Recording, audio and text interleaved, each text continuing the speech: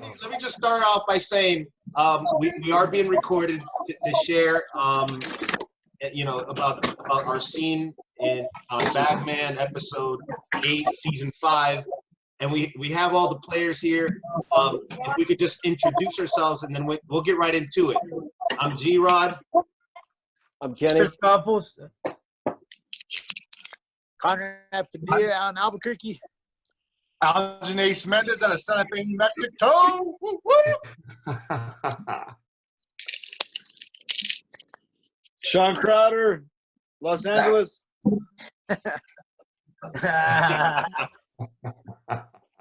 and Corey. There you go. Yeah, Corey Eubanks. So honored to be here with you guys. It's an honor having you here. It's an honor, Corey. You're a badass. You're a legend. Yeah. It's a myth. It's a bunch of BS. And we all Yeah, know that it. rollover was insane. I want to know what's that stuff all over Sean's face? What is that? It's called age. Oh, I think it's like a camera issue. So age like 10 years, man. So I just wanted to confirm everybody's seen the scene, watched the scene, right? Yeah. What an amazing scene.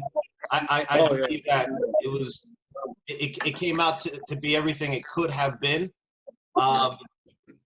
From the start to beginning, I think that the way that they played it with Jimmy being scared out of his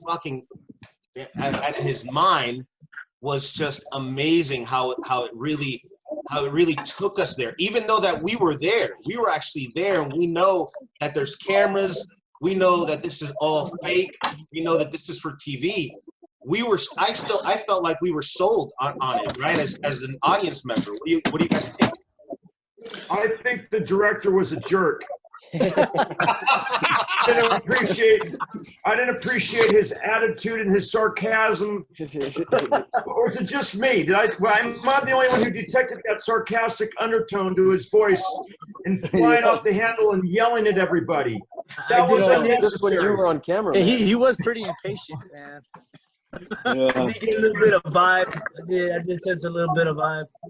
Nobody's If yeah, go ahead. Remember would have gotten the fire gun, right? You know what I mean?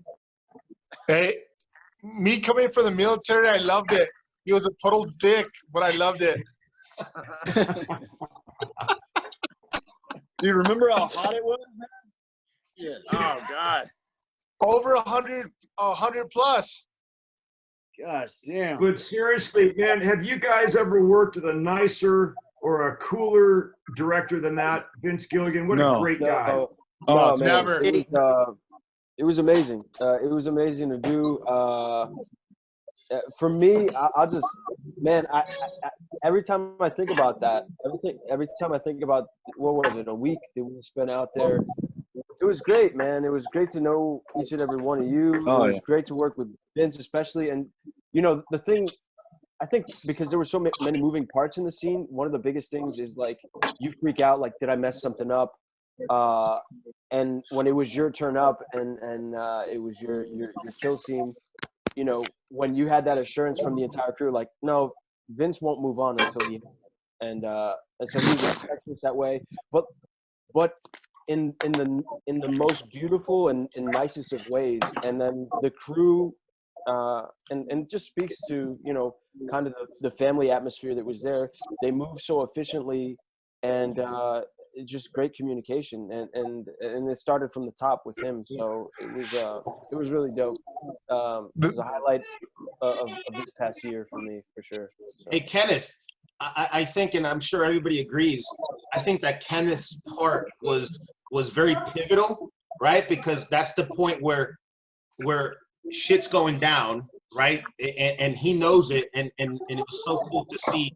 Obviously, he's like, avocado, which I thought he was saying avocado, right? But,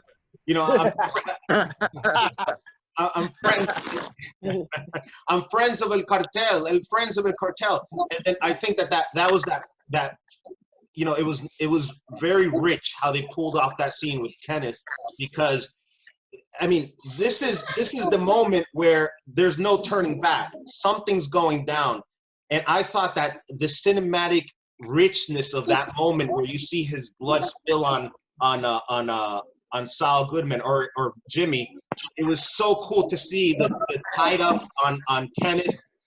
The way that they pulled that off, and for those that don't know, Kenneth isn't a stunt guy, and he went and sold that. He hit the ground. Any thoughts on that, you guys? Corey? Nah, he's a stunt guy now. Yeah. That's it, man. That's right, bro. That's right. You did it. Treat it like a champ.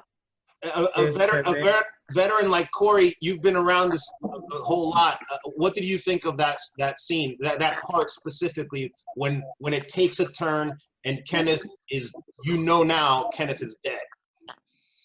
You know what? First of all, I thought the attention to the detail, Alvin was trying to contest to this, that when the blood splurted out and then a beat and then we heard the gunshot. Right. Was that accurate? Very accurate. That the bullet would get there before the sound. Oh yeah, definitely. So I thought that was I've done pretty it before. Yeah, that was very cool. So Algin, who has you served, based on your experience, how long did you serve, Algin? Thank you for your service. I did 12 years in the United States Marine Corps. Okay, so that's a great question. So you felt, with your experience, that was accurate and 100% believable. You know what? I've been in multiple shootouts, not only with military, but in law enforcement. And that shootout felt realistic to where, oh shit, I felt like I was in it. It's a very thin line, and it felt the way that Vince did it. It was on point. Yeah. Yeah. And I think soon after that, when shit started going down, that's when Conrad is like, oh my God, what the? And then Conrad's trying to find what the source is. Shit, I already know shit's going down. What's the source? And he's taken out right away. Conrad, do you want to talk about how you felt about that?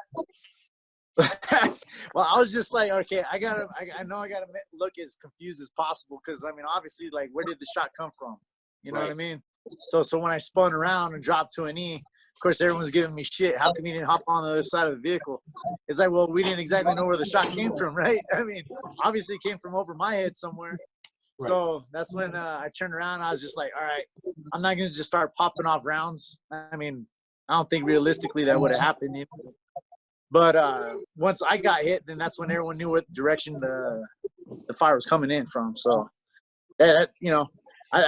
I played it the best I felt, and I think it came out all right. The kill shot, dude. That was such a sick drop. Yeah. I love how quick it is. Just to turn around. It's sick, man. Yeah, that was really actually on point. Yeah. But which one? You're dead. Oh shit! All right. I'm still looking for my eyeball. Hey Kenny, my kids watched that show with me, and they asked if I really ran you over, and I said yes, I did. Yeah. I said he was a jerk, and if you met him, you would want to run him over too. That was his initiation into the stunt world, right? I really had such a good laugh because I knew it was coming. I was just wondering when it was going to happen, and I saw it, man. I laughed so hard. Yeah. G-Rod, dude, you hitting your face on the first base against the ground like that was just, man, I got to tell you something. There's not a lot of guys who have the heart to do that. So my hat's off to you. That was that was a good hit. That was a great hit. That was good, man. Solid. I appreciate it. So I just want to go in terms of how that started popping off, and shit's going down. By the way, Conrad, you had like literally less than a second. In terms of storytelling, isn't it so cool that Conrad, within 2 seconds, you have to convey where are they, where they're at. I know things popping off, and without in acting, more less is more. And I thought it was so cool to see that there was true storytelling in the way you looked, you know, and then you're gone. And then, I mean, am I the only one that the way Vince did this, the progression throughout that scene was so cool, right, guys? Oh, yeah. The way it was edited was just, it was perfect. It was sequential through how we all went through it, and it was perfect. Yeah, that's it. Yeah. Who was the next in line, if anybody can remember, after Conrad? I think it was Algin. Yeah, it was. No, it was you. Algin get popped next. No, it was gay. It was G-Rod, and then it was me, and then it was Chris. Yeah. Okay. Really? Hey, Chris, how many flatbacks did you have to do, buddy? It was like 10, right? It was about It was 13. in the double digits. Dude, it was in the double digits. Hey, Chris, I give you props, bro. You fucking killed it. Every flatback you did was phenomenal. You know, I just first off, I just want to give all the glory to God, man. You know, and then Amen, from there, brother. man, and it just trickles down, man. Now Goto, it just trickles all the way down, man. The whole cast and crew, man, and just this is. So I don't know if you guys know this. Hold on, but Shawn is actually auditioning for Chopped. So he's what are you making?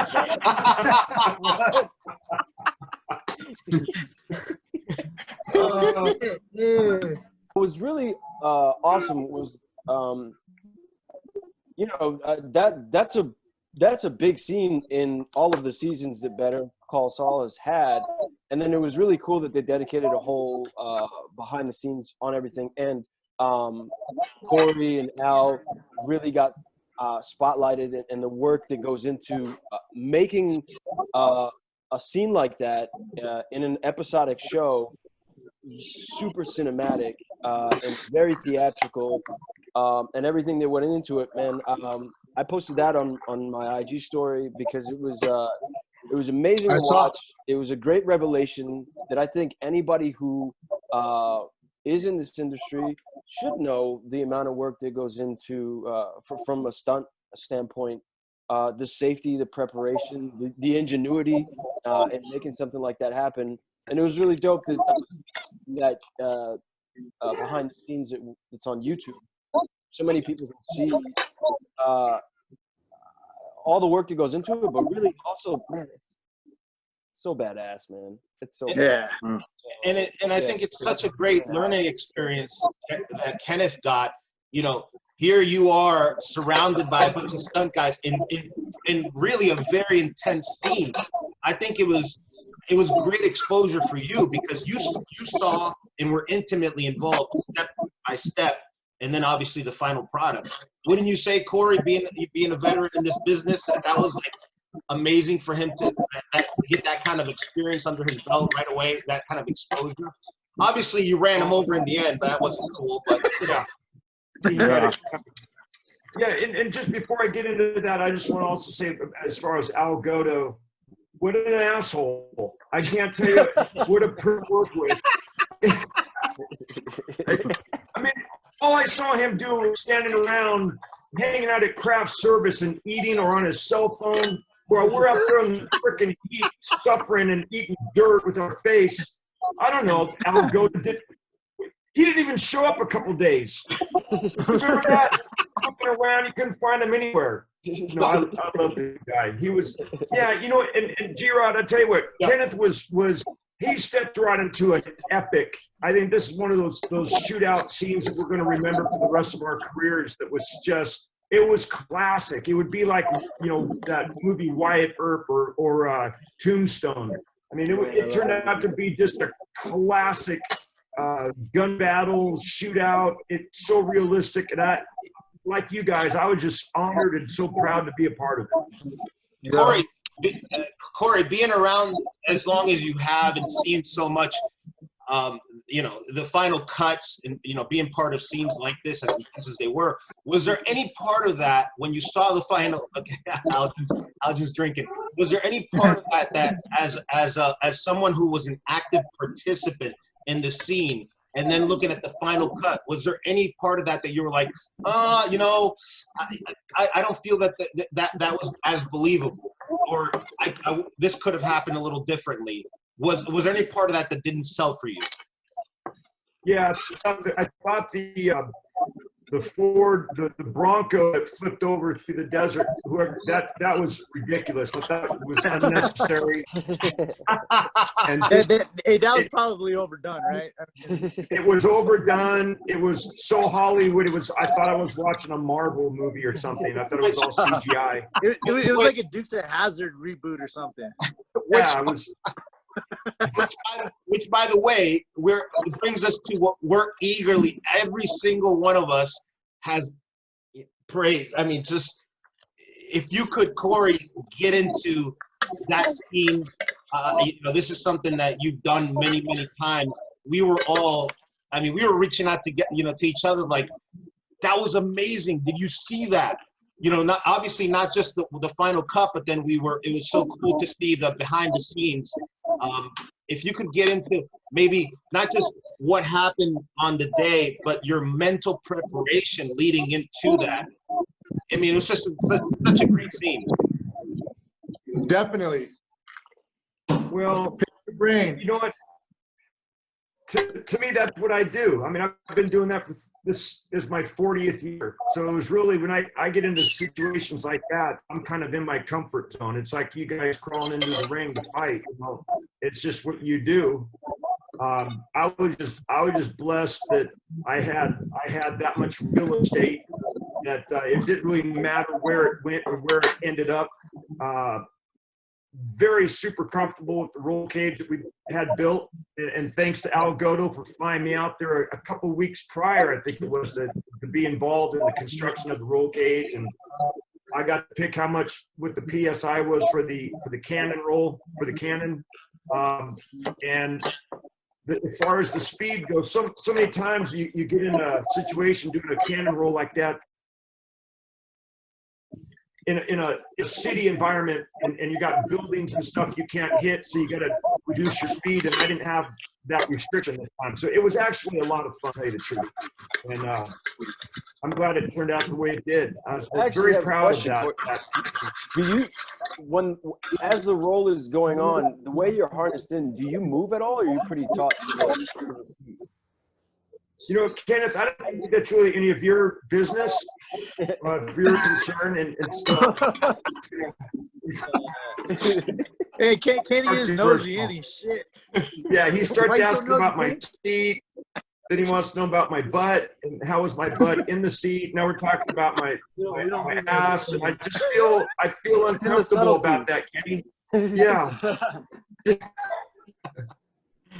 I forgot your question, brother. No, I was just asking if you move around at all in the car, are you pretty taut to the seat where there's really no party that's, you're not jostling around? Are you pretty? Yeah. In there? No, there's this wraparound seat that I have that contains my head, so I have no side-to-side movement, and my neck collar, it puts my chin against my chest.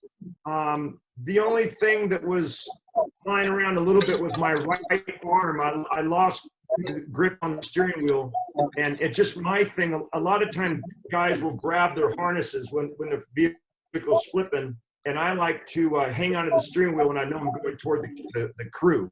I've had them come back up on their wheels a few times, and you're still going 50, 60 miles an hour right toward the crew. Wow. Hey, Shawn, that's going to fall off your plate, buddy. You want to get another piece? This guy's going to fall off your plate. So I like to keep my hands on the steering wheel, and I lost grip for a little bit, but then grab back on, but by that time it'd come to a stop. Wow. That whole entire Bronco disintegrated, by the way. That seems sick. Dude, well, you got like what, nine rolls out of that, right? It was like 9.5 or something. I'm telling everybody it was 100. I don't know if you guys think it was that many, but I go, yeah, it was like triple digits. Nice. One shot it went out of frame, and you can't tell. So Yeah, I think he did one. We'll go with that one then, man. Shit. I think he did one. What's your record? Have you ever kept track of that? What's your record? Rolls. There was a pipe ramp I did on Fall Guy back in, I think it was in 85 or 87, something like that. And it went over. I almost missed the pipe ramp, and I had to readjust. So it was kind of an accident that turned out to be a a lucky roll, and I had 9 rolls out of it. Wow. That's crazy. But that cannon roll there on Better Call Saul, I think that was like 7 3/4 rolls. But, Wow. That's amazing. Ouch. Yeah. that Right. it was like rolling out of bed. They're rolling out. How did this compare to the others that you've done? Was there any? Yeah. Was there anything? I mean, it just looks so gnarly, guys. Am I right? It looks so. No, yeah. I think visual effects had a lot to do with that when they got in there and they started adding all the pieces flying off and the dust and shit, because that never happened.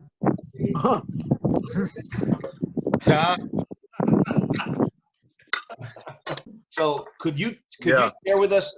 This was a very physically intense scene, and we all know that Bob Odenkirk is a gangster. I mean, he would just be like, "I'll do it. The pads, you can see him. Take off the knee pads. Let's go." Can you tell us a little bit of what your level of involvement was? Well, it actually wasn't much, because you could see that his shape and talent, he did pretty much everything. And I was probably 25 pounds over in my weight department, because Al and I didn't know that he's been working out with the 8711 guys for a year. Dude, he was in good shape. So, Wow. so he did everything. I did the little push over the cliff in the car, and I did the driving, but he did everything. Let's talk about that. Let's talk about the driving, because that was sick. I really like that, man. To start the scene, it's just everything's starting to build, and then that pincer move happens. I know that there was a lot of moving parts in there, and that was cool. And Shawn, that you were involved in that. I didn't know if there were any kind of preparations with the car that you were driving beforehand. Like, how much practice did you have with it? How did it feel? I mean, actually, for everybody driving, because they were pretty pinpoint moves where everybody had a mark to kind of hit, and I think we shot that. I don't know, probably 8 or 9 times, and pretty much every time it was pretty spot on. So I didn't know what that feels like in combination with driving that car, how familiar you are with that car, and or like matching up everybody's speed and kind of what you're looking for in those moments. Yeah, that job was, it wasn't the most difficult thing for me. I wasn't doing a cannon roll or nothing, but it was pretty easy. No, you know what I mean? My deal was pretty easy. That's what I was saying. What I keep saying is, when I was there 2 years prior, Bob was heavier than I was, so I was eating a lot, thinking I needed to gain weight. Sure. I get there. Yeah, we'll go with that. That's what it was. No, I mean, I'm embarrassed because I was like 30 pounds over, and I'm like, come on. We didn't notice.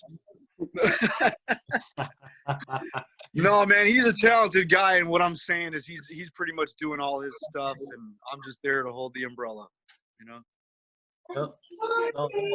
Yeah, hopefully things get back to normal at some point, and we're all holding an umbrella of some sort or another, because we all want to get back to work. Yeah, Definitely. I just want to say that we got 10 minutes left, but I just want to point out Christopher Campos and the amount of times. I think Corey and I were at the tent, and we're just like, wow, the amount of times that Chris hit the ground, and not only hit the ground, but just pop back up and say, let's go again. When you have a guy like Corey, who's been doing this for 30 years, and he's just looking and seeing 50. Yeah. Corey's 100. He's in great shape.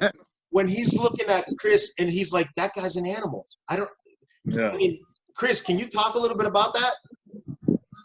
Again, first and foremost, all the glory to God, man. And as far as that, man, I guess I had an old coordinator once told me, man, just wear your pads, when you were young, because when you're young, man, you got those youngsters just say, I don't care, I don't want a pad, this and that. But I paid attention, man, even though I was young and healthy, I kept my pads and you just last longer, man. But you know, it's just safety first, you know. And again, man, when you have a good coordinator, great coordinator like Al Goto, I mean, Yeah.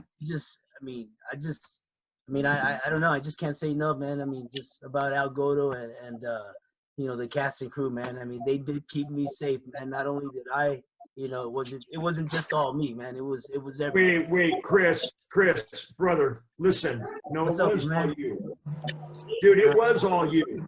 I've stood there on set many a time watching guys do what you were doing, and about the third or fourth take, they start to weaken. They start to let themselves down onto the ground. They fall back a little bit softer, and then they start looking at the camera guy saying, "Hey, how many more times are we going to have to do this?" You never. If anything, you got more intense and hit the ground harder at each take. And when we got into the double digits, I don't know, it was like 18 or 19 or 20, and you were freaking hitting the ground so hard, I could see it. I'm sure that G-Rod, you saw it. Yeah. The freaking dirt that you were landing on, the dirt was starting to move out of the way because it was getting sore. It was For real. Like I said, man, you know, I appreciate that. Thank you for that. But God was there with me, man. So, you know, but you know, I mean, your scene, man, makes my scene look like, hey, I don't know. No. I had a roll cage around my body. You had nothing. Hey, no, everybody did, you know, kick-ass job, man, you know, and I just, you know, I'm just blessed and had you know, it was a privilege to, you know, work with each and every one of you guys, man. So. I feel the same, man. Thank you so much. It was a privilege to work with you guys. We just have just 8 minutes left or 7 minutes. Can we just, I think we all had the chance to experience Jonathan Banks at dinner. And I mean, guys, what an amazing guy. Am I right? Yeah, definitely. Great man. He was. I mean, putting aside the fact that he scoped all of us. I mean, Yeah. Hey, so can I tell you one thing? So on mine, my resale was a little bit bigger because I had to go through the windshield and all that bullshit. But I was actually so stressed out because Al said, Algin, you have to land this. You have to land this. And I was sweating bullets. But it was a one and done for me. And I thank God for that. I was like, if I would have screwed that up for Al, I would have been beside myself because I didn't want to mess shit up with Al. And because Al's well known. And I didn't want to, you know, I don't want to work. I want to work again. It was one and done for me. And Vince said, Algin, we got it. And I was happy. And like I said, like Corey and Chris said, like, we had a hell of a crew. We had a hell of a team. And we were blessed to work with each other. And that's what I'm happy with. This team was phenomenal. And that's one thing that I'm glad with that. And I think, one of the coolest things, truly, because, you know, we're out in the desert. It's 110. Algin, you said, you probably would know better because you live out there. It's 110. It's scorching hot. And these guys are still, Vince and all of them are still keeping their laughter about them. They're still all in great mood, the entire crew. They're handing out water. You know, did you guys feel that appreciation that they were in it with us? Of course. I think that's one thing that should be highlighted, right? Because oftentimes, you know, I mean, not oftentimes, but I've witnessed it where you have a crew that maybe doesn't get along well together, and they're operating under optimal conditions, right? And Very you know, much. And the size of the crew that's out there, shooting on this reservation in the heat, having to contend with wildlife and the elements, and it was that, you know, it was efficient, you know, and I think that helps, right? Because if you're not efficient, it wears even more on people. But the level of efficiency and professionalism and just overall camaraderie that was out there made everything enjoyable, despite the fact that, you know, you are dealing with that heat, but you know, it's bearable when all those other things are going right. So to have you know, Vince come up to me and say, hey, are you okay? You got to lay down on the sand a little bit more, and have Bob Odenkirk be like, hey, can they get you water or anything? I mean, Corey, you've been around this a lot longer than all of us. Did you feel that it was a unique, very, you know, thoughtful environment in terms of the crew and staff? Yeah, I did, but I just want to know one thing. I don't know how many more times you're going to say how old I am. You're always saying long time, and you've been doing this forever. I'm not that old. I'm 58. I'm not that. Crying out loud. You know what? I'm used to working with Michael Bay, who doesn't give a shit about anybody. Okay. And so then to work with Vince, the complete opposite end of the spectrum. You felt appreciated. You felt cared for, and what a great experience. And look at the friends. We all became buddies out of this experience. And Yeah. I fucking love that, man. I want to work on something like, somebody develop something. Fuck it, we'll shoot it ourselves, man. But Yeah, right. I want to work together because I tell everybody about this experience who has asked me, like, what was it like? It's tremendous. And then on top of that, it's like, yeah, this is great to be able to do this. I want to do this. I was so happy to see each and every one of you. Except for G-Rod, but he's the one who organized it. No, but Well, dude, honestly, dude, like the whole week, no one got on each other's nerves. I think we all had a great time. We all jived. We all just meshed, And, Yeah. And I had a blast on and off set with you guys. I mean, it was just, it was a great crew, and like even just like from everybody, from the production, the director, like even the number ones, even Jonathan Banks was like, "Hey, can we hurry the fuck up because these guys are laying on hot ass dirt." And I mean, that dirt was burning my fingers, my neck. That ground was hot. Yeah, but I think that was. I mean, it was just a super cool week. I told everybody, yeah, it was work, but it's like we weren't even working. There's too much laughing and too much good times. Like, is that work? Fuck Right? yeah, man. That was a great week. That's it. That's all I got to say, man. Shawn, you're up. Any closing words, Shawn? I just thank you for being a part of it, man. We all clicked as a team, and I think that's why that works, and that shows up on camera when everybody's working together, And I think that's why we got a good product there. Campos, any closing words? Man, I just want to say, I'm just blessed to know each and every one of you and have had the opportunity to work with you guys, man. It was an honor. Yeah. I also want to throw out a shout out to Jose Vasquez, man, because he did open the door for me way back in the day, man, into this show. So, shout out to Jose, man. So. Right on. Last but not least, and not because you're the longest in the business, Corey Eubanks. I just want to say that I'm really grateful that you arranged to have this little Zoom meeting thing. You said it's going to be on YouTube? Yeah. Yeah. And I'm also very grateful that you didn't include that Larry Rippenkroger guy. Oh yeah, where's Larry? Yeah, what a prick he was to work with. So I'm glad he's excluded. And that Goto guy. Hey, I tried to get Al. I hit him up. He's like, I'm not gonna be available. Corey's making my editing intensive. Folks, we're closing in on seconds here. Thank you, everybody, for being a part of this. Truly, love all you guys. Love you guys. Right, man. Love you guys. Be well. Hey, thank you guys for everything, man. Corey, thanks for all the advice. Thanks for everything, Corey. And you're the badass. You're a legend. Yeah, man. Fucking legend. He's been around forever. Man. Be safe out there, man. I love you guys. Love you guys. All right. Love you guys. You guys be safe.